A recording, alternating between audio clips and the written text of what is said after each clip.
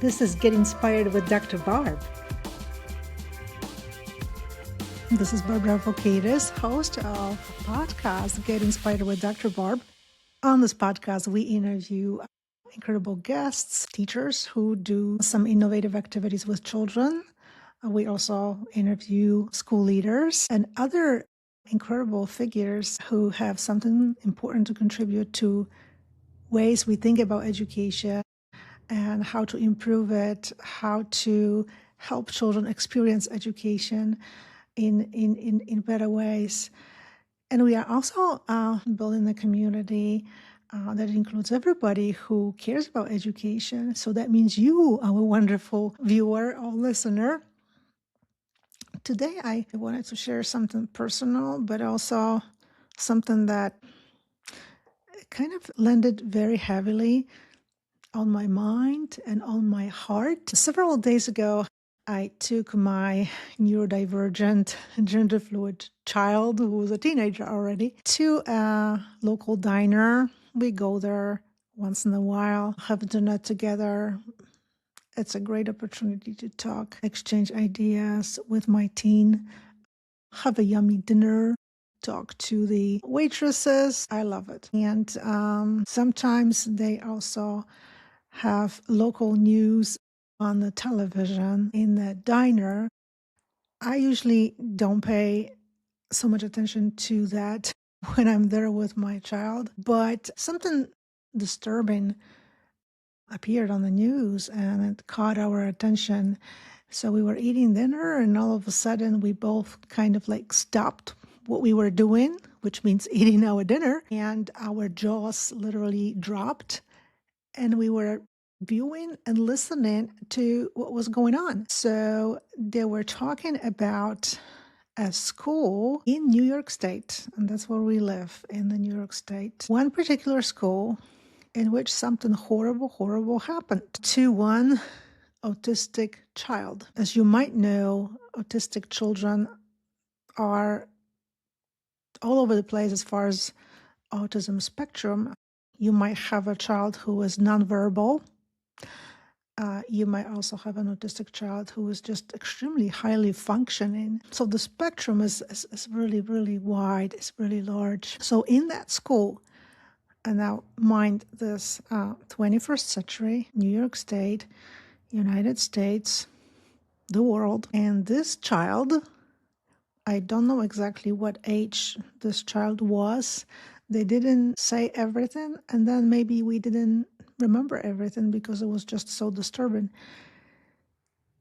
But this child was placed during school time in a wooden box. It was like a cage, like a wooden cage. So he was put there. There was very little space there. We have no idea for how long he was kept there. We assume for quite a while. There is right now a lawsuit from the parents regarding what the school did. But the fact alone that this happened based on permission and participation from the school officials, special education teachers' job is to look out for these special needs children, help them. Well, that was not help. So the special education teacher was involved, other teachers as well, from my understanding. And also that happened under the radar of everybody else. So that includes principal and also superintendent. From what we heard, these people all went on the leave, will hopefully be replaced. But now going back to me and my child, who was autistic, by the way, sitting in that diner and trying to digest this information.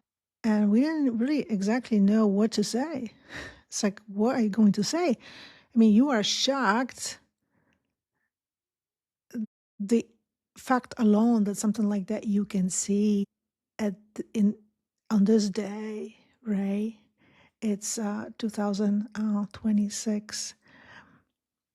And then my child said something to me. They say, you know what, Mom? This is absolutely horrible. I feel sorry for this kid. I just would like to hug him now. That's what my child said. It was absolutely amazing.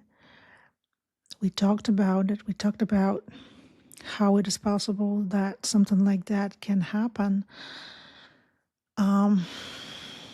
in school this day, these times,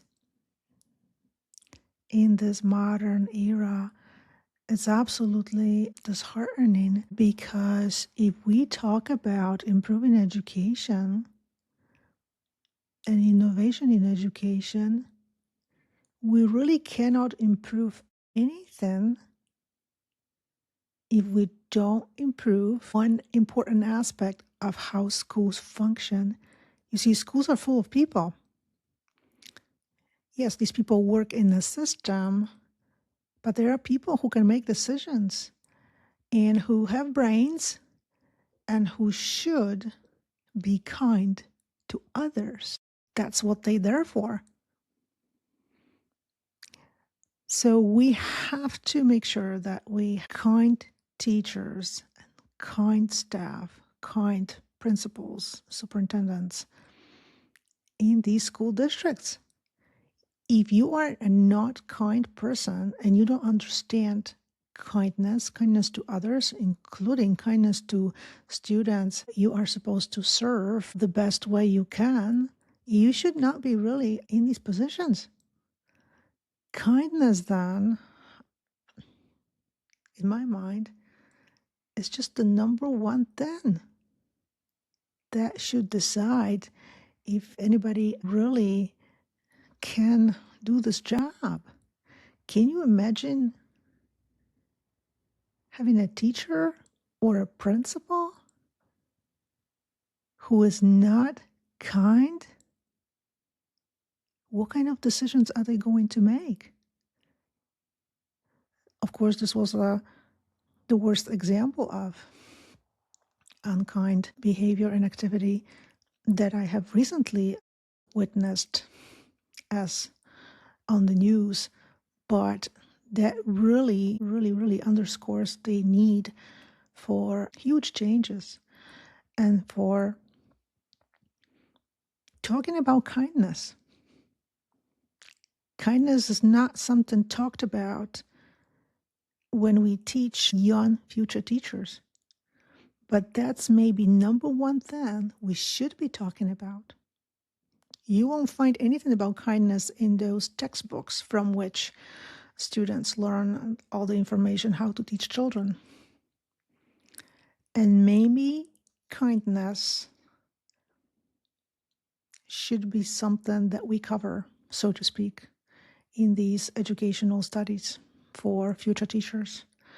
I mean, this is absolutely, I think, vital and urgent topic because look what's happening in some of these cases. We are shocked, but then we need to also take some actions. And that is why I decided to talk about it and draw attention to this. Thank you so much. Let me know what you think about this and follow my show, Get Inspired with Dr. Barb. And if you could rate it too, that would be absolutely fabulous. I think these topics are extremely important because we have not really been able to improve education at a larger scale. And maybe kindness is a huge missing aspect of why education is not really genuinely improved for children yet. Bye-bye, everyone. Thank you. This is Get Inspired with Dr. Barb.